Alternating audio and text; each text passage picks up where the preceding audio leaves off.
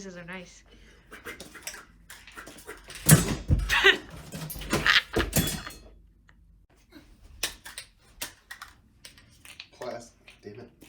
Plasti Dip. Hey guys, it's Ashen from Ashen Warrior Props, and today we're going to be talking about Plasti Dip. So I recently finished Plasti Dipping my Alva the Wayfarer cosplay helmet. I kind of went full game mode on the Plasti Dip job I did here. I've literally done most of my Plasti Dip methods on this, and I had a bunch of people asking about how to go about using Plasti Dip. So we're going to go over quite a few examples today. For today's project, what you're going to need is some scrap HD foam, some Plasti Dip, a thing to hold hot water, and a thing to make hot water. We've actually got an electric water heater that actually does all the temperatures we're going to use today. So if you have a, what is it, Cuisinart? The Cuisinart one works really well for this. Also, remember, if you're doing this inside, use a spray booth, open a window, use a respirator, be safe. Stuff's not incredibly good for you. So to get started, we're going to start with the first texture, and that's right out of the can. And for this, all you'll need is the can. So for the first demonstration, we're doing right out of the can. And typically for right out of the can, you're using this for custom automotive work. Like when I Plasti Dipped parts on my truck, it's just right out of the can. Don't do anything with it, just right out of the can. You'll go ahead, I've already shaken this. I've shaken it for about 45 seconds.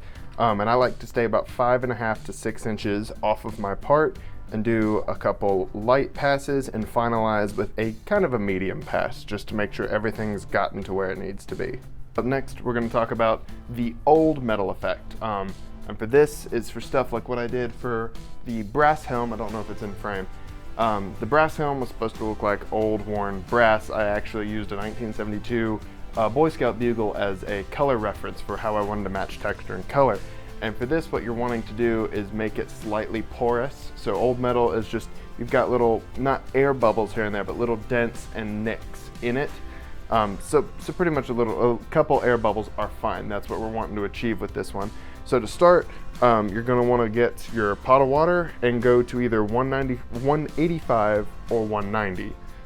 So once that's heated up, you're gonna let your Plasti Dip sit in it for about 15 minutes. So we're just gonna cut right through there. Next time you see me, the water will be warm. So here we go for the old metal. So those of you who are trying this as we're working will notice the can is super hot. Yes, I should probably not be holding it, but my years of handling hot things have paid off, and it's just doesn't affect me as much anymore. But anyway, so again, you'll hear a rattle difference too when you're shaking your can, and it'll feel a lot smoother. Like you'll hear it rapidly hitting the walls more. I could not for the life of me give you the science explanation on why that would be. Oh my God, do I have to do everything? When cold, the liquid is viscous, aka thick. When it's hot, it's thin, so the mixture ball on the inside is able to rattle around. It's like grade 9 science, Liam. All you're gonna be doing, once you've shaken it for a solid 45 seconds, you're gonna be doing light to medium passes.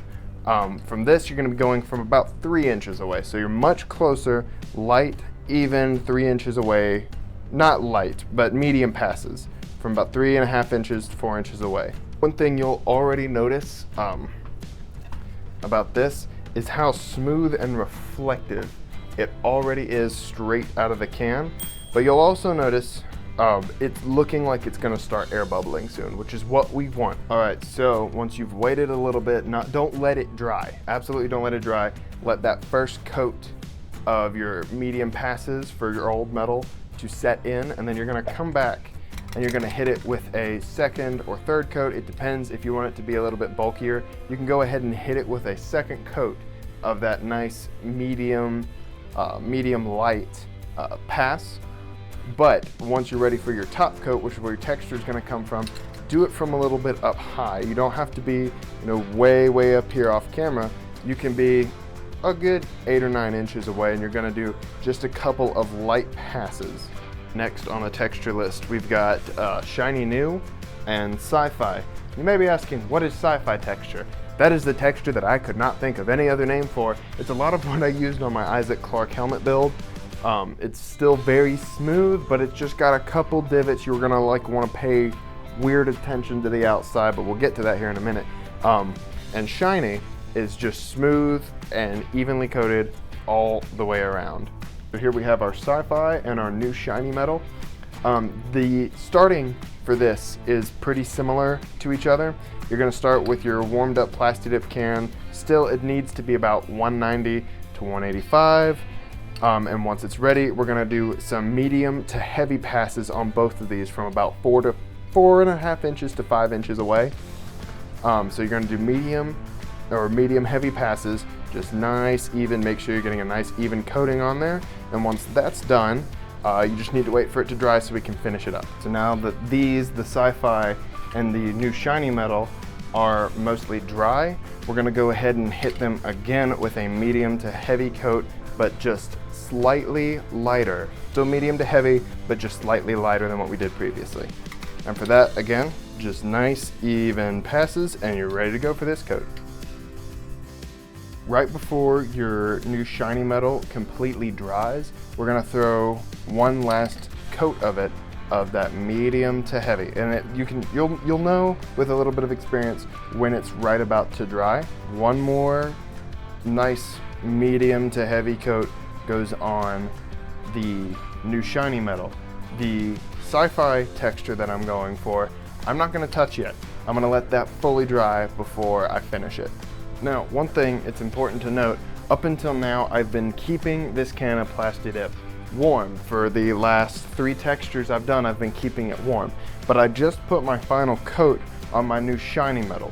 So now what I'm gonna do to finalize my sci-fi is I'm gonna let it cool off. Don't put it in the fridge because it's been at an intense heat for so long. You don't wanna go ahead and throw it in the fridge, it'll expand, it's not good. So just let it cool off, air cool for a minute while everything is finalizing drying so we can top off that sci-fi texture with your last coat. We've got the sci-fi texture dry. Now I want to take my cooled off PlastiDip and I want to hit the edges with a very far off dusting just for the effect that I'm trying to achieve with this, and spraying kind of outward.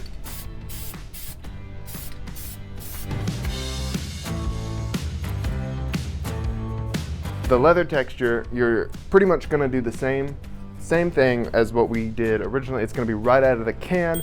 We're just gonna alter it. And what I mean by the leather texture, if you can see, I've already done the tinfoil method to achieve a slightly rough leather texture on the surface of my foam. What I need to do is slightly alter my passes with my PlastiDip to make sure that texture stays. So you're gonna get real close with me real quick and we're going to show you how to do the leather texture. So for the leather texture, same thing, we're gonna shake it for about 45 seconds and then we're going to this time not stay 6 inches, we're gonna stay a little bit farther, something above 6 inches in very, very light passes.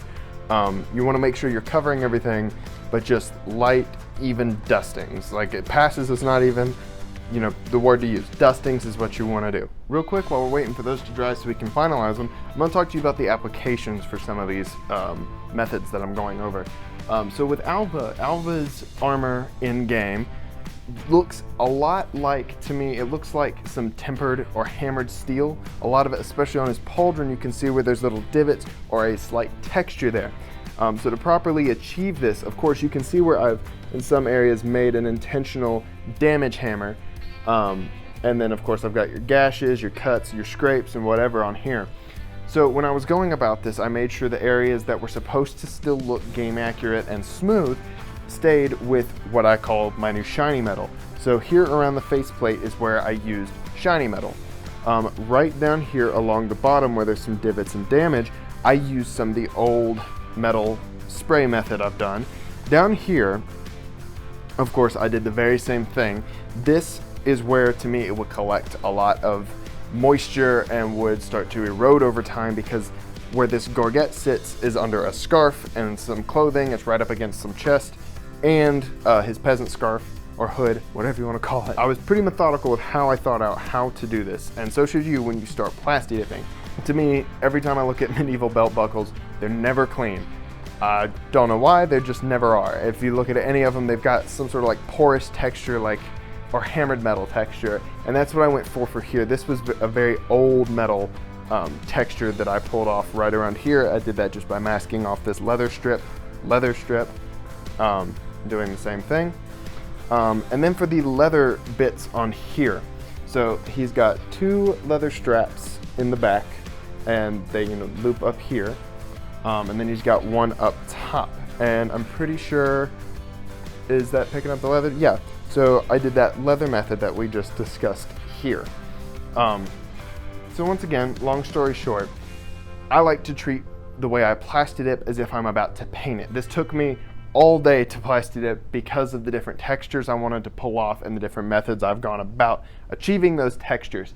It's very time consuming, but as my good buddy again, Scott Pope, has told me, a good prop can be ruined by a bad paint job, and a bad prop can be fixed with a good paint job. So now everything's dry, and we're just gonna do a quick rundown of what each texture looks like when it's dry.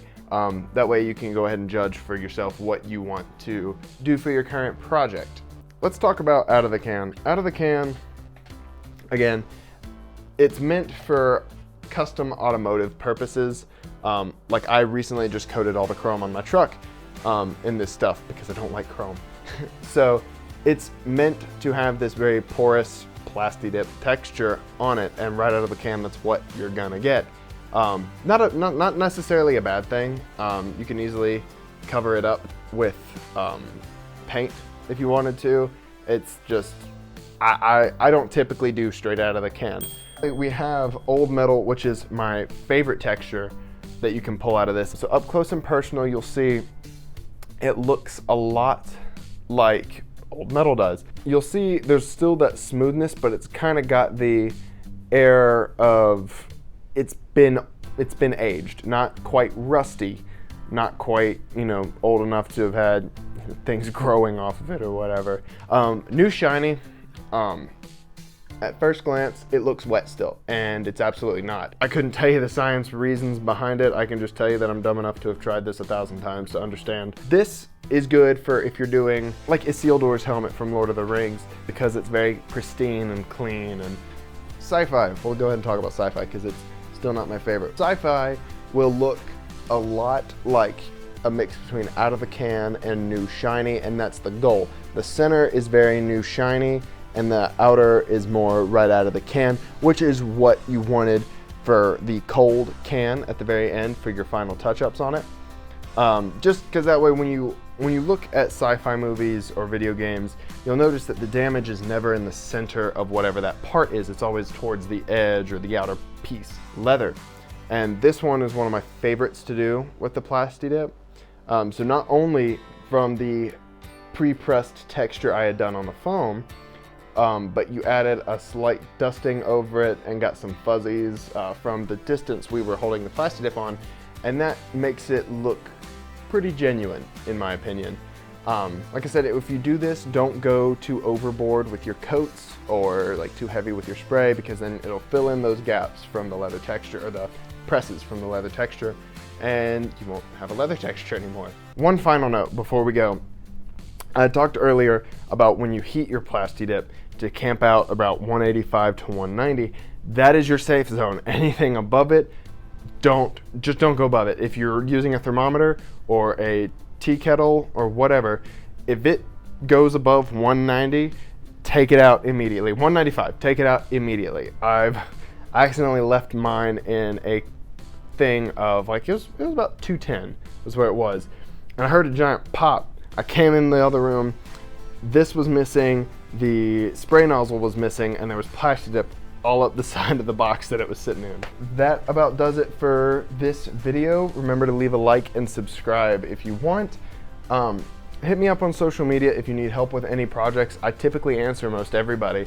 I'm more active on Instagram. We actually do have a group chat on Facebook though. It's the Ashen Armory, so if you are interested in showing off your projects to me, the editors, and the rest of the people that are in the chat, absolutely head over there and join the Ashen Armory. We have several links in the description that go to where you can get HD foam, everybody who's a part of the team's social medias, my social medias, and the best way to get a hold of us. All right, and that'll about do it. Thanks so much, guys. See ya.